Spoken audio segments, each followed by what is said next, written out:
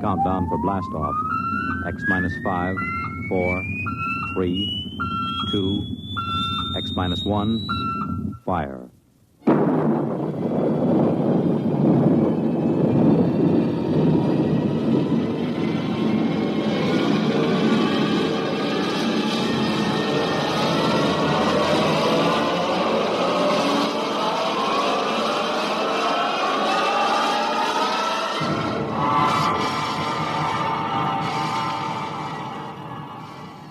From the far horizons of the unknown come tales of new dimensions in time and space.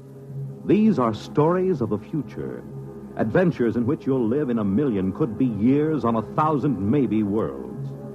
The National Broadcasting Company, in cooperation with Galaxy Science Fiction Magazine, presents X minus 1.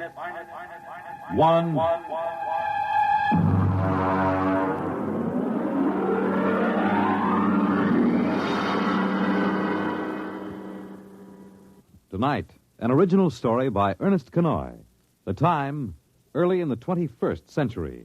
The story, Martian Sam. The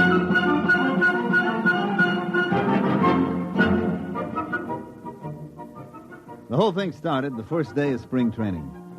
I'd gotten into camp 2 or 3 days before and started to loosen up a little. Because at my age, even batting fungos to an outfielder can tie your muscles up into knots. Although, as a matter of fact, I'd bet that I was in better condition than half the Humpty Dumptys on the club. We hadn't won a pennant since, 1997, or was it 98?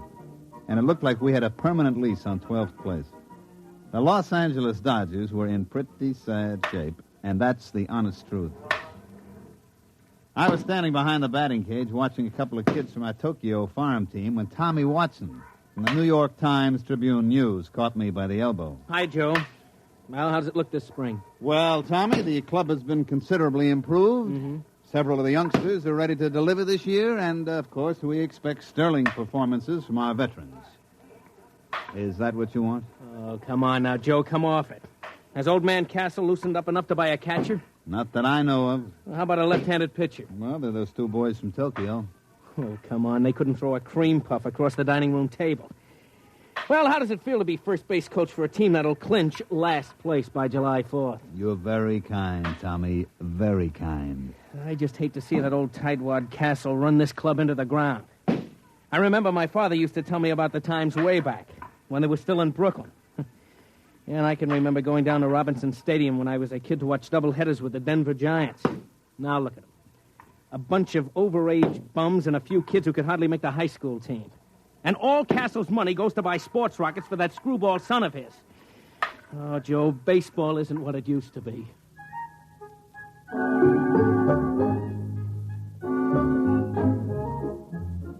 The sad truth of the matter was that Tommy was putting it mild. Old man Castle, the owner, begrudged every nickel that was spent on the ball club. I don't think anybody had gotten a raise in the last 5 years. The manager was old Rabbit Cinderella. And Castle used to issue statements every year about how he had great faith in him. Truth of the matter was that Rabbit would work for less than any other manager this side of the Sally League.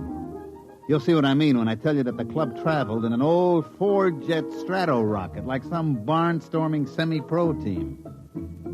I was in the locker room looking down at my feet to avoid looking around that were passed for ball players on this Los Angeles Dodgers when Rabbit come up to me. Joe. Yeah? Get your pants on and come into the office. Oh, what's the matter? Never mind. Come on. Okay. Listen, Rabbit, what are we going to do about a left-handed pitcher? Later.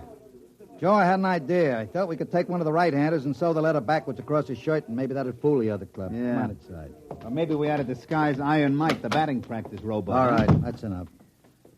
Joe, the old man's dead. What? I said he's dead, old man Castle. Heart attack. I figured we had him scared so he'd loosen up a little dough for players, and then he goes and does this to us. Can't trust nobody. Well, who gets the club? His son. What, you mean Whistling Willie Castle, the Jetstream playboy? That's who. But he doesn't know anything about a ball He club. doesn't have to. Old man Castle owns 72% of the stock. And it all goes to Willie. Well, what's going to happen? Beats me. Probably sell us all out and buy a new rocket. Is he here? He was in the Earth-Moon small boat race when it happened. They got a message to him when he hit the direct beam off Lunaport. He could have landed and taken the shuttle back and made it in one day. But he was leading in the race, so he just kept going. He's due in a couple hours. You think you can get him to go for a left-handed pitcher? I don't know. We'll have to try.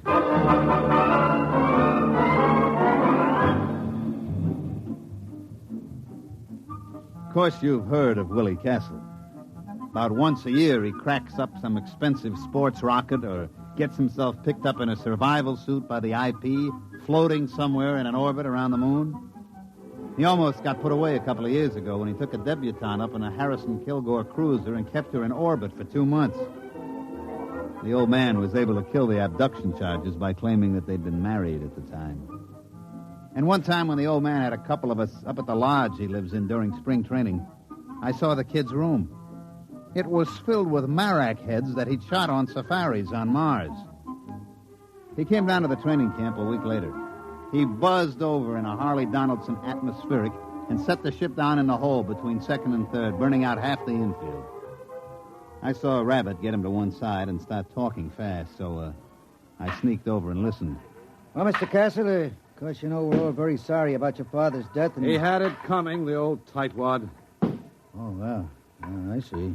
I couldn't convince him that a credit isn't any good to you, stuffed in a mattress. You got to spend, isn't that right? Yeah, it is. As a matter of fact, that's what I wanted to see you about. Now, there's a boy in one of the Milwaukee farm clubs, a left-handed pitcher. I can get him for about $30,000 and a couple of players. And What do you mean? Well, I mean, you're absolutely right, Mr. Castle. You got to spend money. And if we could get a little help in pitching and maybe an outfielder or two... You mean spend money for baseball players? Well, yeah. That was what I had in mind. Now, wait a minute. This baseball team was my father's hobby, like some old men collect stamps or play checkers. Now, in the terms of the will, I can't sell it. But I'm sure not going to throw any good money away on something foolish like baseball players. Oh, I see. As a matter of fact, I'm going to need all the cash I can lay my hands on. Yeah? Yeah. I've got a chance to buy a 3-pile nuclear eraser that'll cut 2 weeks off the round trip to Mars. Oh, I see. You wouldn't want to spend money on anything as foolish as ball play. That's it. You've got the idea now. Oh, by the way, Mr. Cinadilla, Yeah? I find it's quite embarrassing to me to have my friends continually make fun of me because the Dodgers are in last place. Well, as a matter of fact, that gets to be a touchy point with me, too. Well, I'd like to see it change. So if you don't mind, would you please have them somewhere in a more respectable position, say third or second, within a month or two? Now, look here, Mr. Castle. I can't make bricks without straw. You won't spend the credit for a ball player, and I can't... You do your best.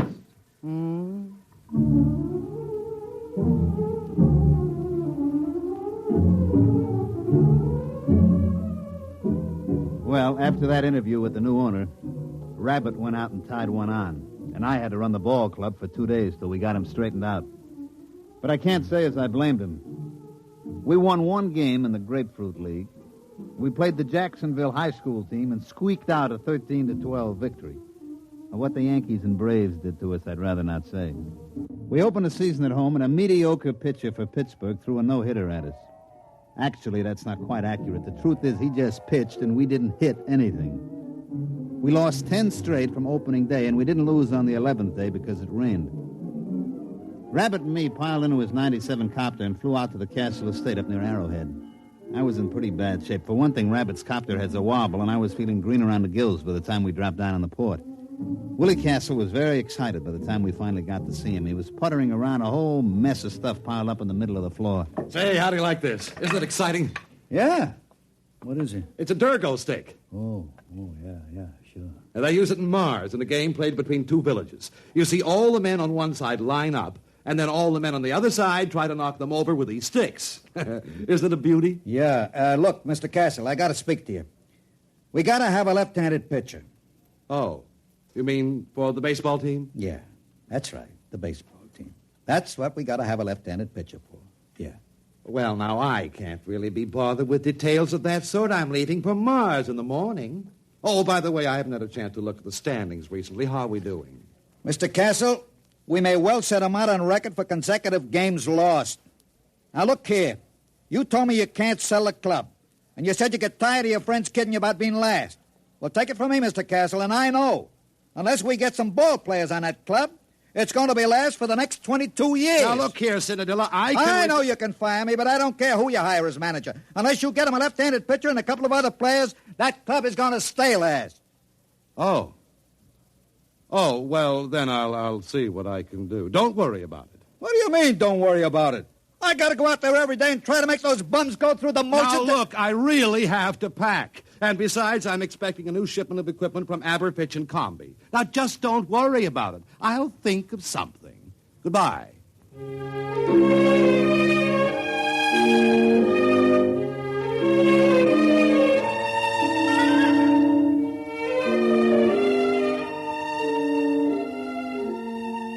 Next day, we lost a doubleheader to Cincinnati by a score faintly reminiscent of basketball. And that's the way it went. Oh, we won a couple here and there. Like they say, you can't lose them all. About the middle of the season, we were so far behind that the local papers just dropped us off the standings, didn't even bother to report it. It was about this time that Willie Castle returned from Mars. He came out to see us at the ballpark just before the massacre. Well, I noticed, Mr. Cinadilla, that we're still in last place. Yeah, Mr. Castle, we are. We are lucky we are still in the league. With the ball players that you've given me. Well, I just wanted to tell you that I made a small bet with one of the boys at the country club.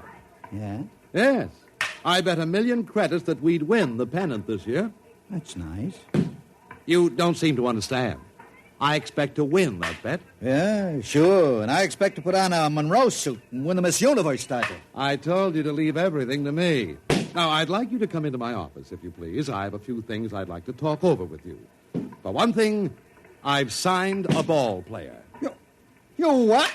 Oh, look here, Mr. Castle. This I got a complaint about. My contract is clear. No ball player gets signed without my okay. Just come into my office, please. I'll explain everything.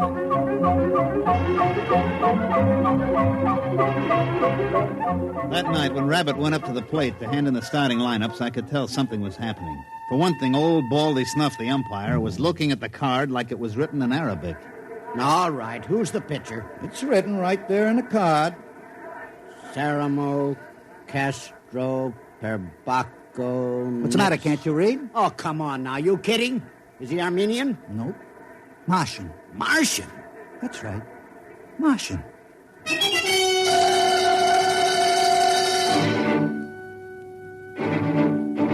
Of course, the riot didn't really start until our pitcher got out on the mound.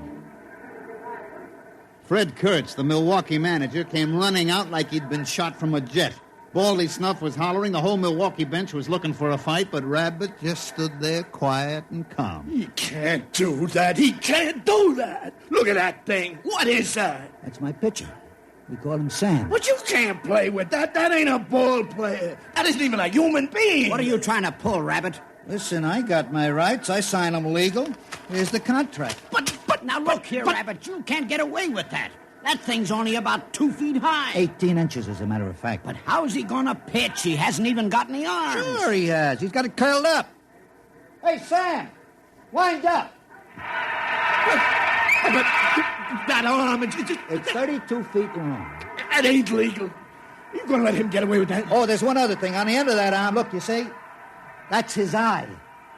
Rabbit, I'm gonna punch you right in the nose. Now take it easy, Kurtz. Take it easy. Look, I got the papers all here. I've got the United Nations Concordat with the Marshall Colonial Government, a Supreme Court decision in the case of Schultz versus Karawa, Kalpabal, Kalfitz, et al. It's legal. Any Martian citizen is entitled to the same legal rights and privileges as a citizen of Earth. And among those is the right to play ball in a national league. I protest again. I forfeit the game. Rabbit, I'm gonna punch you right in the nose.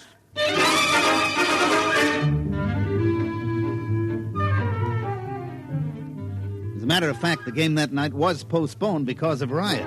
The next morning, everybody met in the commissioner's office, and sure enough, it was legal. Martian Sam, we come to call him, was a legally signed player for the Los Angeles Dodgers. I told you not to worry. I found Sam in a village just north of Marsport. He's a klugel hunter. A what? A klugel hunter. Klugels are fast little animals that run about 80 miles an hour, and the hunters go out and throw rocks at them and kill them. Sam's a klugel hunter. He ought to be a pretty good pitcher. How about the other clubs? What happens if they get klugel hunters? Oh, they won't. You see, it's basically contrary to Martian psychology.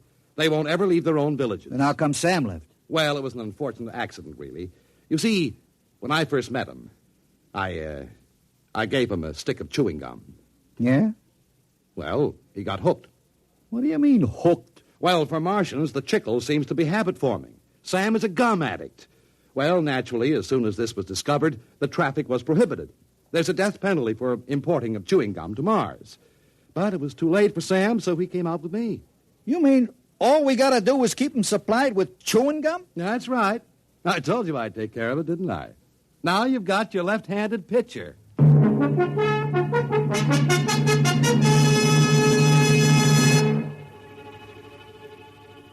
Sam pitched that night. He struck out 27 batters, and we won 3-0. Horace Kelly, the catcher, had a little trouble at first, but he soon figured out how to get around it.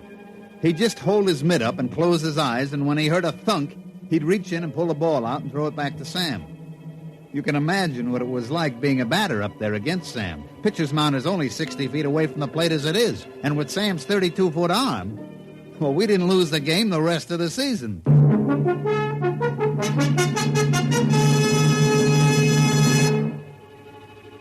Of course, we started out so far behind that by the last game of the season, we were tied with the Milwaukees, and we were playing them at Milwaukee. The winner of this game won the pennant. Of course, it was a lead-pipe cinch for us. Martian Sam had pitched every day since he joined the club. He looked real cute out on the mound, standing 18 inches high in his little Dodgers uniform and in that long 32-foot arm. We had taken a finished batting practice at Milwaukee County Stadium, and I was standing next to Willie Castle's box talking to him. Well, it looks like I won't have to be embarrassed about owning the Los Angeles Dodgers anymore, eh? That's right. With Sam pitching, that means we win the pennant and the series. Well, I think that's very nice. As a matter of fact, I'm thinking of taking the whole team on a barnstorming tour through Mars after the series is over. Hey, Joe! Joe! Oh, Mr. Castle. Well, what's the matter? It's Sam. Sam. Well, what's the matter? Is anything wrong with him? Did he get his chewing gum? Yeah, he got his chewing gum, but he's just lying on the floor in the locker room moaning. He is? We better get a doctor. Yeah, and all those scales keep falling off him. Oh, no. What's the matter? I know what it is. What? It's the molting season. All the scales will fall off. It'll take him a week to grow new scales. But he can pitch, can't he? No, he can't. Any violent movement would bring on great pain. Well, there goes the ball game. Martian Sam can't pitch. We're dead.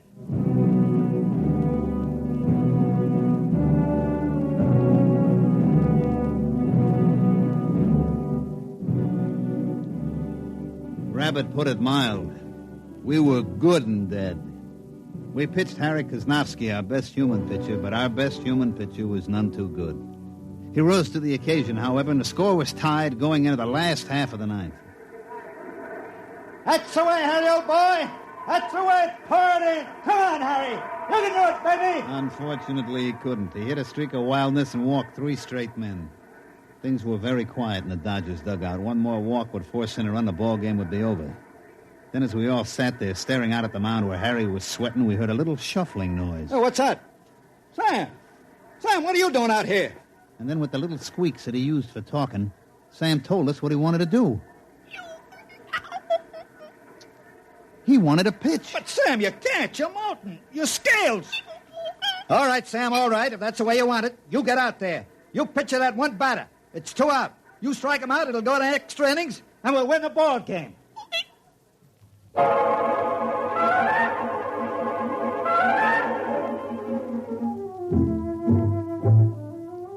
And so Martian Sam trudged out to the pitcher's mound, his tiny legs lagging with great pain. You could just tell the little guy was hurting bad. Now pitching for Los Angeles, Martian Sam. We knew that Sam could do it now. We only had to face one batter and we'd get our chance again. Horace threw the ball out to him, and Sam stood there, his eye on the end of his 32-foot arm, blinking with pain. All right, batter up. Let's get a batter in there. The umpire called for the batter, and nobody came out of the Milwaukee dugout. Hey, come on, let's go.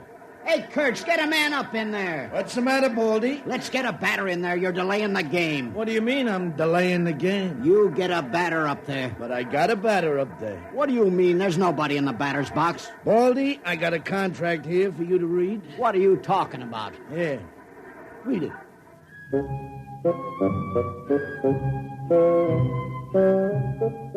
Well, of course, everybody knows what happened. The Milwaukee Braves had signed an intelligent virus from the moons of Jupiter. He was up there in the batter's box, but of course you couldn't see him without an electron microscope. He walked on 4 straight pitches, forcing in a run, and the Milwaukees won the pennant. But like I say, that's baseball. You can't win them all.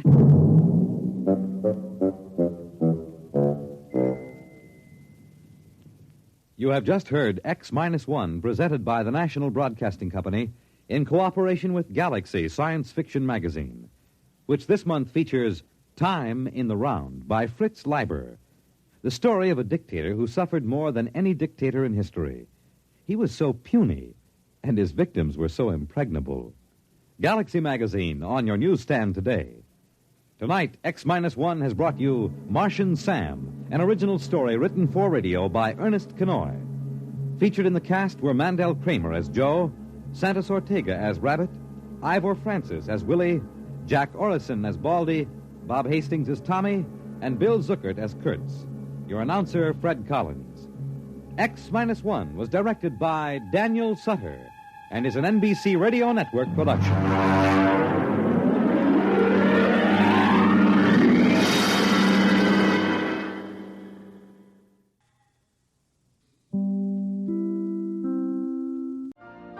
You've been listening to the OTR Gold Network.